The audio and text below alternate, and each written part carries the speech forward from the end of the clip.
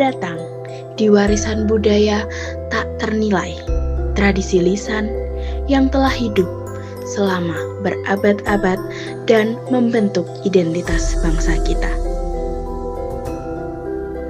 Kebudayaan ini merupakan bagian tak terpisahkan dari sejarah dan kehidupan masyarakat kita.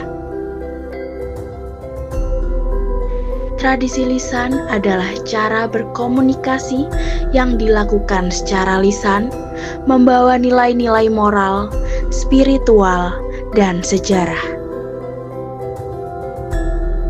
Tradisi ini tidak hanya menghibur, tetapi juga mendidik dan memberikan inspirasi.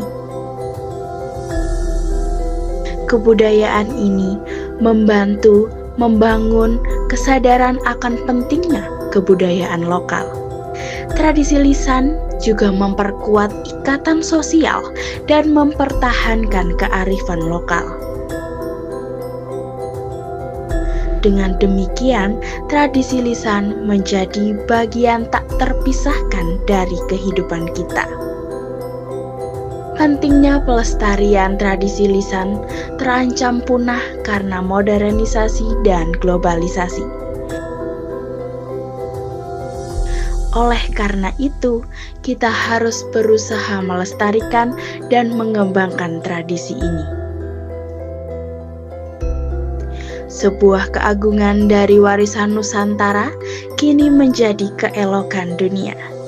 Dari generasi lama, diteruskan generasi sekarang untuk generasi mendatang. Tentunya berbagai cara untuk mempelajari bagaimana indahnya warisan kebudayaan yang beraneka ragam. Mari kita jaga dan kembangkan tradisi lisan agar kebudayaan kita tetap hidup. Kita harus mengakui pentingnya tradisi lisan sebagai bagian dari identitas kita. Pelestarian tradisi lisan membutuhkan kesadaran dan partisipasi kita semua. Kita harus mempertahankan kebudayaan kita dengan penuh rasa bangga dan tanggung jawab. Dengan demikian, kita dapat mempertahankan warisan budaya kita untuk generasi mendatang. Sebelum melaksanakan pelestarian budaya, kami selaku kelompok 2 melakukan survei dengan cara wawancara untuk mengetahui apakah generasi saat ini masih paham tentang warisan tradisi lisan.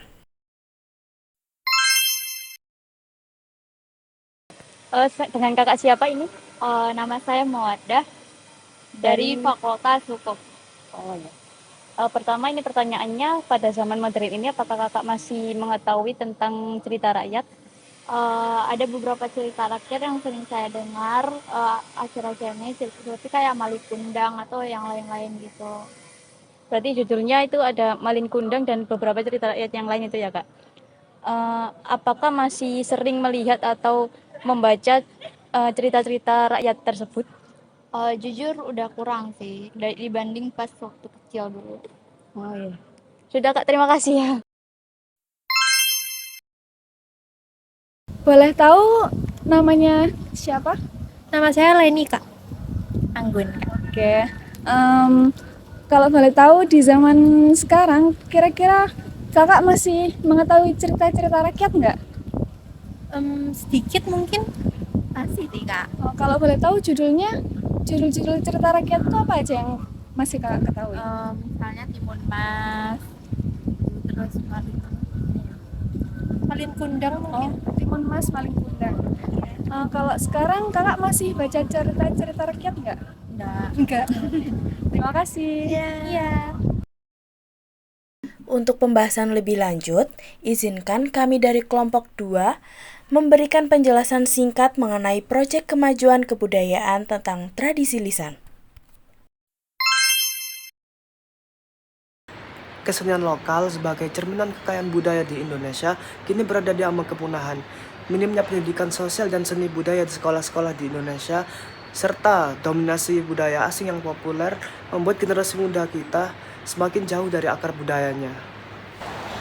Salah satu penyebab kurangnya minat terhadap seni budaya lokal yakni kurangnya inovasi dalam memperkenalkan seni budaya kepada masyarakat. Oleh karena itu, perlu adanya upaya bersama untuk membangkitkan kembali minat masyarakat terhadap kesenian lokal, misalnya melalui integrasi seni budaya ke dalam permainan, serta memanfaatkan teknologi untuk memperkenalkan kesenian lokal kepada generasi muda. Nah, dari permasalahan yang terjadi, kami dari kelompok 2 menghadirkan permainan edukatif bernama Educulture. Educulture ini merupakan penggabungan antara permainan monopoli yang berasal dari Amerika Serikat dan juga permainan ular ganda yang berasal dari India Timur. Di dalam Educulture ini nantinya akan ada pertanyaan-pertanyaan terkait cerita rakyat, yaitu tokoh-tokoh yang ada di dalamnya, latar cerita rakyat tersebut di mana, dan juga latar belakang cerita rakyat itu terjadi.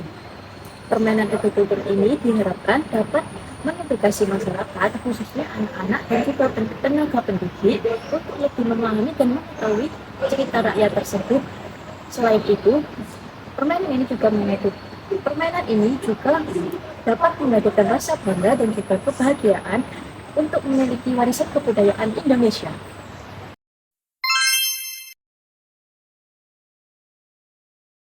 Permainan Educulture ini dibuat untuk generasi muda yang masa kecilnya sudah tidak asing lagi dengan permainan seperti monopoli dan ular tangga. Permainan ini juga diperuntukkan kepada pendidik sebagai aktivitas menyenangkan untuk anak usia 5 hingga 12 tahun. Cara bermainnya cukup mudah. Pemain melempar dadu untuk melangkah. Namun, sebelum menggerakkan pion, mereka harus menjawab pertanyaan dari kartu pertanyaan. Jika jawabannya benar, pion bisa maju sesuai angka dadu. Namun, jika salah, pion tidak dapat dimainkan dan pemain harus menunggu giliran berikutnya. Bahan dan peralatannya yakni ada papan permainan, kartu pertanyaan, 5 pion, dan 1 dadu.